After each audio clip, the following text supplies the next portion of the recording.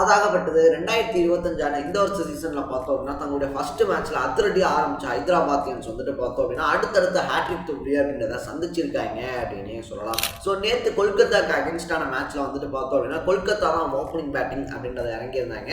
So openers வந்துட்டு பார்த்தோம் அப்படின்னா சொதப்பி இருந்தாலும் கூட அதுக்கப்புறமா வந்து வெங்கடேஷ் ஐயர், ரகானே, ரிங்கு சிங் இவங்கெல்லாம் வந்துட்டு அதிரடி காட்டினதுனால பார்த்தோம் அப்படின்னா டீம் 200 ரன்னை கிராஸ் பண்ணிருந்துச்சு அப்படின்னே சொல்லலாம். ஸோ 200 ரன்லாம் வந்துட்டு ஹைதராபாத்தியன்ஸ் அடிச்சு நொறுக்கிடுவாங்களே அப்படின்ற எக்ஸ்பெக்டேஷன் இருக்கும்போது தான் வந்துட்டு பார்த்தோம் அப்படின்னா தொடர்ந்து 2 மேட்ச் எப்படி சொதப்பினாங்களோ அதே மாதிரி 3ஆவது மேட்சையும் வந்துட்டு கடப்பாறையன்ஸ் டக்கன்னு அவுட் ஆனதுனால 120 ரன் தான் அடிக்க முடிஞ்சிருச்சு. இதனால 80 ரன் வித்தியாசத்துல ஹைதராபாத் தோத்துருக்கு அப்படின்னு சொல்லலாம். அட் த சேம் டைம்ல வந்துட்டு பார்த்தோம் அப்படின்னா கடப்பாறையன்ஸ் வைபவ் வரோரா இருக்கார் இல்லையா, வைபவ் வரோரா கதரை விட்டுருக்காப்ல அப்படின்னு சொல்லலாம். இன்னொரு பக்கத்துல வருண் சக்கரவர்த்தியும் தன்னுடைய ஸ்பெல்ல சூப்பரா போட்டிருந்தாப்ல. ஸோ நேற்று மேட்சை நீங்க பார்த்துருந்தீங்கன்னா நீங்க என்ன நினைக்கிறீங்கன்றத கமெண்ட்ல போட்டு மறக்காம சேனலை ஃபாலோ பண்ணிக்கங்க.